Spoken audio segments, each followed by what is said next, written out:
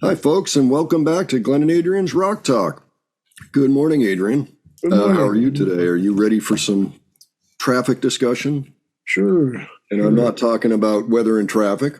I'm not talking about getting on the Beltway or the Southern Artery where you are. I'm talking about traffic. However, not this particular version of the album. We're going to look at Mr. Fantasy today. And there's actually 4 prominent versions of this record out there, so we should clarify which one we're talking about.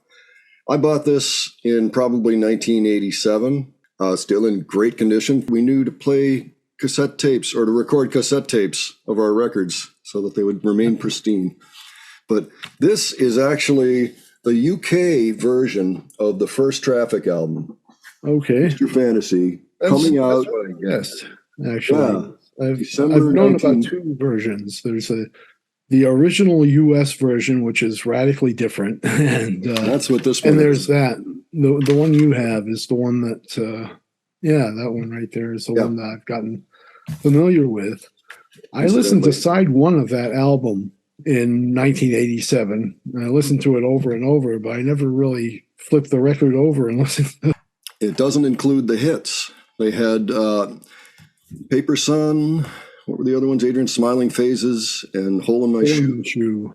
These songs were on the original US release, which I've never seen. Until maybe that's what the CD you showed. Yeah, that's what this is. Maybe that's a good time to talk about this. And this one has 12 tracks. All right. What they did was they removed 2 of the Dave Mason songs on here. They took off Utterly Simple and Hope I Never Find Me There. And then they added the 3 singles that we just talked about, plus We're Afraid You Missed This, which I think it's just filler, really. Yeah, it's the end of Paper Sun, I think it is. Yeah. My guess on this is that it's a Paper Sun take that maybe they let go long. Either that or they just faded it out before this one ends. Yeah. Well, you get into a good take at the studio and maybe you want to keep going beyond what the producer or the record company is going to want you to put on the single, like that makes it a 4.5 minute song. That's much too long. Get rid of the end, So that's probably what that was. And just by the way that it's named, We're Afraid You Missed This, because the record company told us we had to get rid of it. I know Steve Winwood tended to have a problem with what the record companies did with his work. Like he was pretty mad when, I'm getting ahead of myself, but I have all the records here with Dave Mason on them too. And Last Exit, this was put out after the second album, which is fantastic, but we'll get into that later. And they're all horrifically stoned looking on the cover, by the way. Dave Mason's eyes look bloody red.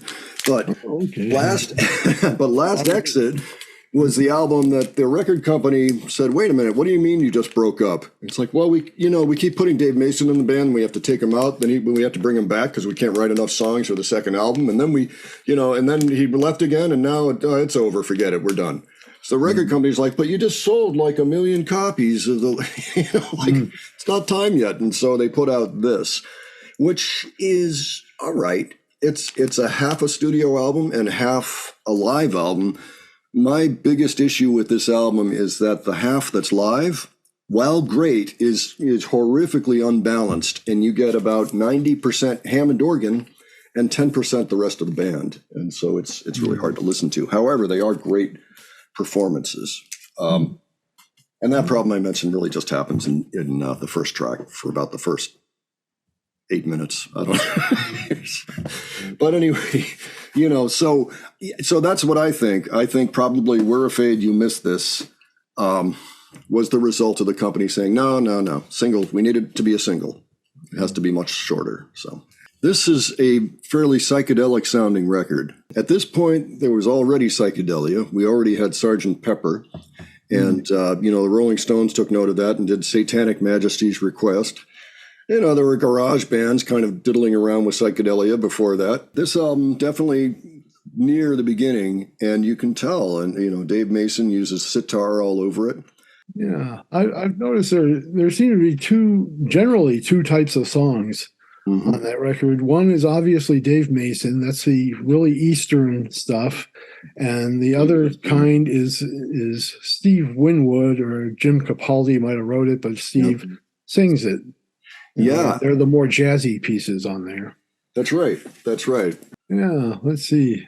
Well, this one starts with Heaven Is in Your Mind. Yeah. Good track. Yeah. So I haven't formed an opinion about the lyrics, but it's a pretty good song, I think. Yeah. Musically. They're kind of flower power lyrics. You ride on the swing in and out of the bars, capturing moments of life in a jar, playing with children, acting as stars, guiding your visions to heaven. All of these songs are essentially written by the rest of the band, not Dave. Steve, Jim, and Chris, Winwood, Capaldi, and Wood. Chris Wood, excellent flautist and sax player, things like that. You almost don't even notice him until you realize the sound is a lot different without him.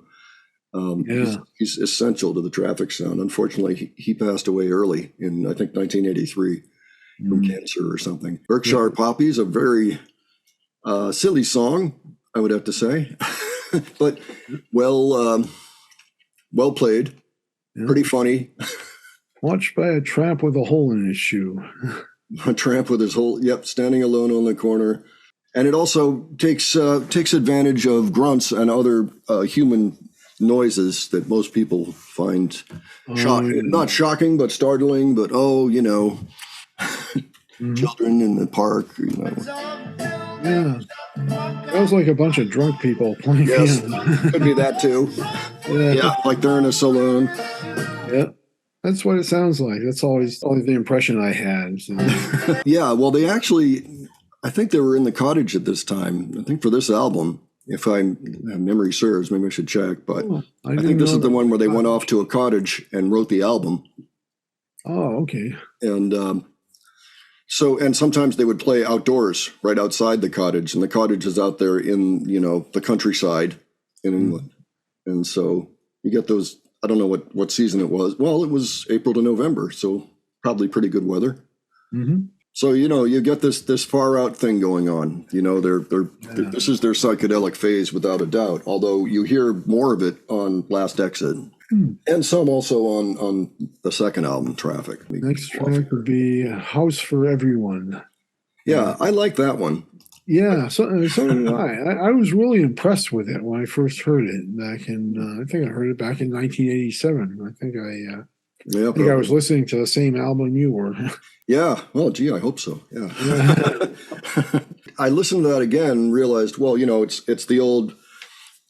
First, you get the alarm clock sound effect, right? Kind of like a wind-up toy, and then it runs out in the end. That's right. Right, exactly like that. So you cut that in along with a take, and they know that they're going to slow down to a stop at the end, and it's very effective. And in the middle, it's a whole, I don't know, a music box. I think that's the idea, is you've opened a music box and now they're playing, on the music, like that.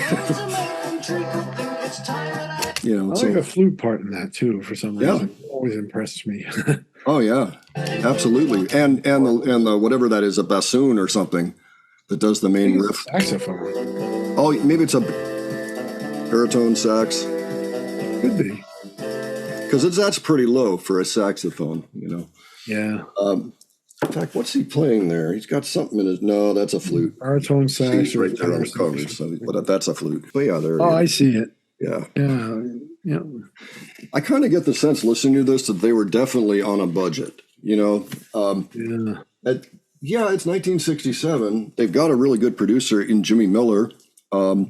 This is just before he produces all those classic Stones albums, like Beggar's Banquet. That's the next year. But it's kind of not that good sounding. Like, it's okay, but it's highly inventive, so you don't even notice, really. I mean, that's kind of the thing with all of this. Yeah, keep your opinions to yourself. Great album. Shut up. But that's a nice track, and that's a Dave Mason track, and it's kind of It's kind of typical of what he was doing. Why am I not surprised? Yeah. With the Dave Mason track. But then you have Steve Winwood doing kind of a typical Steve Winwood track in No Face, No Name, No Number, which got... Oh, no, that's a very quiet one. Yeah, and there's like a harpsichord and a mellotron in here. Mm-hmm. Yeah. And maybe a church organ. That sounds like a dulcimer rather than a guitar. Yeah, I don't know what that is. You're right. I don't know if it's even a dulcimer. I wonder if there's a clue in here. May not be, I don't know. Well, sitar. What's a tambura? Any idea?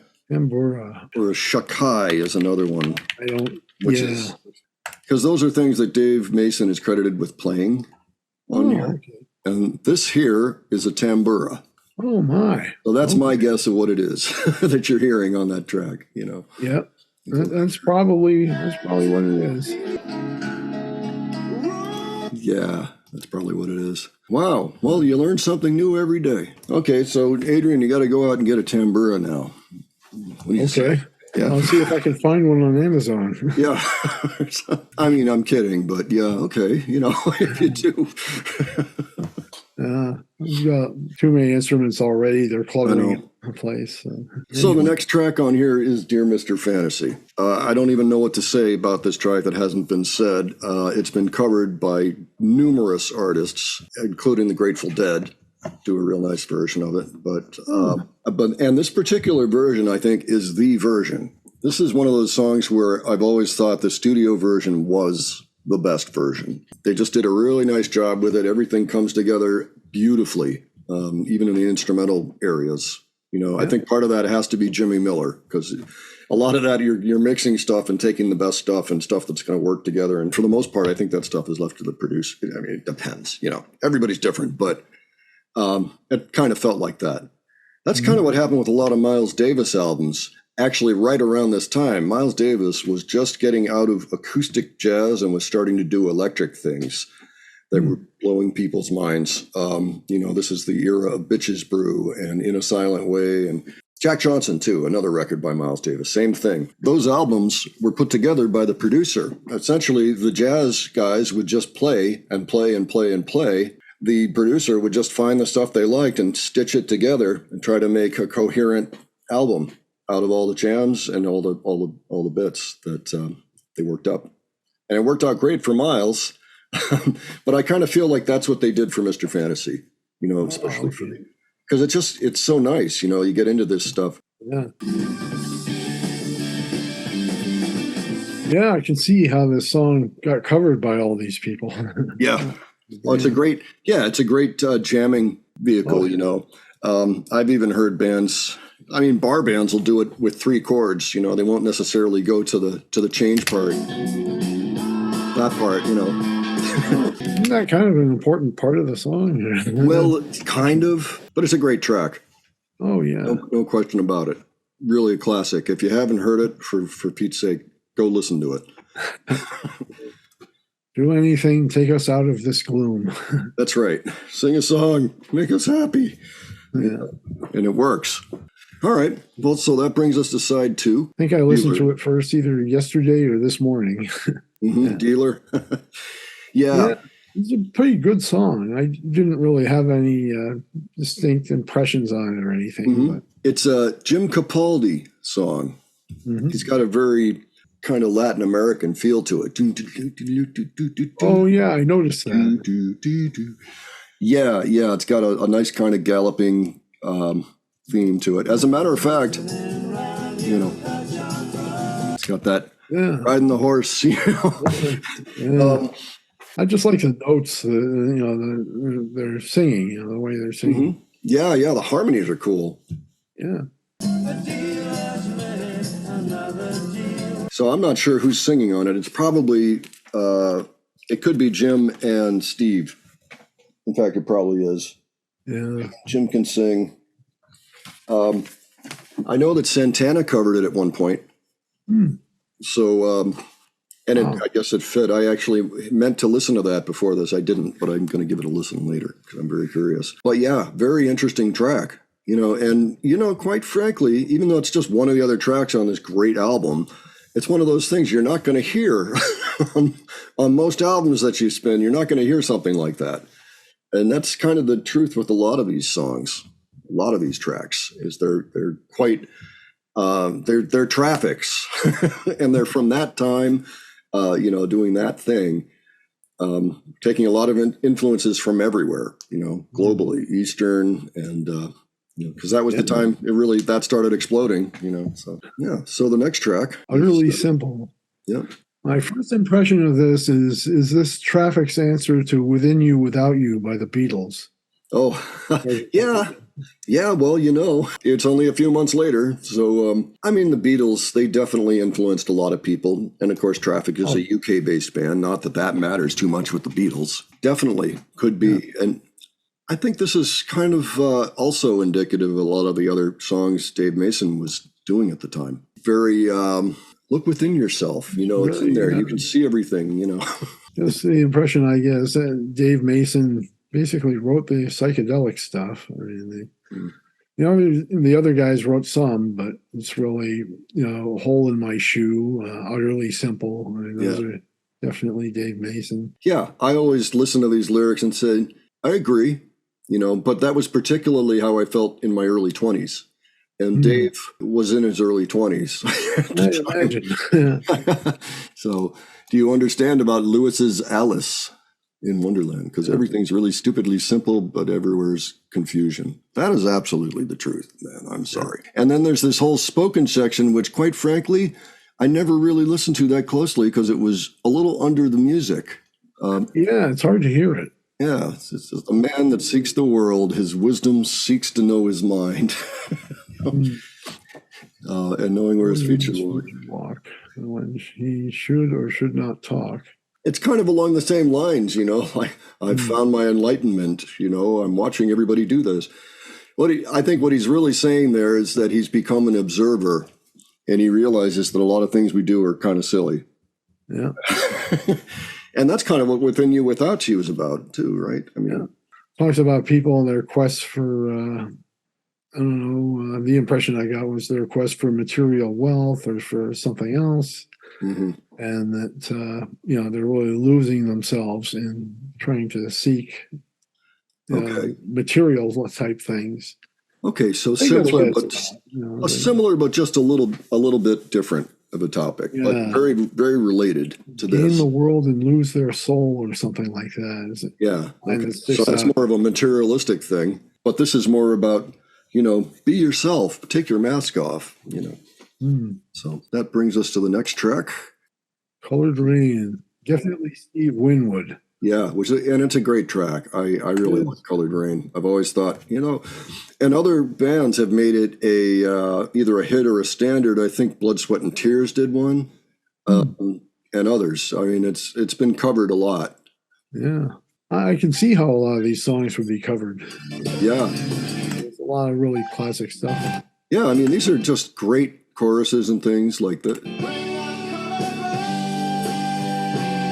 Sounds like a Vox organ, or maybe Farfisa, but my guess is Vox. And then the sax and everything. Mm-hmm. So this is Traffic sound, But yeah, it's just so melodic, so pop based. Of course, Steve Winwood, just before this, he was in the Spencer Davis group. Yeah, he was writing songs like "I'm a Man" and "Give Me Some Lovin'." So. He was very much the R&B guy who had a pop sensibility, and that's what that reminds me of, that track. Yeah, I think he sort of brought it into that album, like a few of the songs, a lot of the songs that he did. That's right. So good stuff, absolutely. Yeah. So next track is the other song by Dave Mason that got taken off the American version. Find Me There. And this is kind of a strange track. I like it, but I could see where the record label might be. We need to get rid of. Oh yeah, let's get rid of this one. But it's so unusual. I mean, it starts with. So you've got recorder. You've got harpsichord. This is one of the weirder choruses I've heard. It's like, huh? You can hear some Beatles influence in that, definitely. Yeah. That's what it reminds me of in a lot of ways. Oh yeah. Oh, these guys were definitely influenced by the Beatles. Oh yeah. And that, but to be fair, Sergeant Pepper was dominating the airwaves while they were recording this thing. So yeah, for most of their sessions, it was out and it was big. So it was influencing lots and lots of people, but especially in the UK, I'll bet.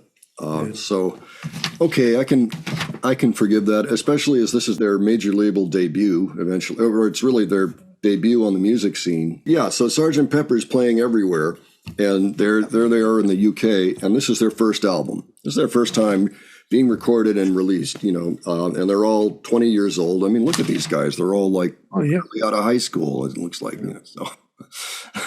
But... Yeah. Especially Steve Winwood. So very interesting track from Dave Mason, no doubt. And then the last track, that one always I felt like I was in the Star Wars cantina or something. It's an instrumental. Jazz, man. Yeah, but I mean jazz.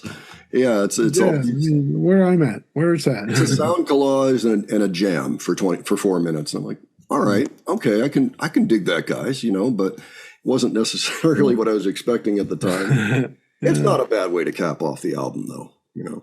It does. I like the tune part of it. Kind of entertaining the beginning and end of it. It's talking about jazz. See, this is Star Wars for me. Oh yeah, that scene. Star Wars Cantina, Star Wars. They're going They could have been playing. Mos Eisley Spaceport, I think, as it was called. Anyway, I think the album succeeds and continues to succeed. I think people still love it when they hear it. Traffic did some good work. If you're not familiar with them, it's really worth checking out. And it's really nothing like the solo stuff Steve Winwood became famous for later in the 80s. It's a different time. It's a different vibe. And it's really great stuff. I mean, really some of the stuff I would call some of the best that pop and rock music have had to offer in the last 60 years, so. I liked it, I liked, again, this morning was, I think, the first time I listened to side 2 of that album. Basically what I said, and I like it. I think, there's... You recommend it? I would recommend it, yes. Right. Yes, this album or any other version of Mr. Fantasy that you may find, I guess 4 pressings you said or something like that. Yeah, but this was the first and to me the best. So, okay, everybody. Well, if you have other thoughts on this album, please let us know. Leave them in the comments. And please, if you just happen to enjoy this video, give us a like, maybe subscribe so you can keep hearing us prattle on about other albums, which we're definitely intending to keep doing. So, so till then. All right. Take care, folks. See y'all later.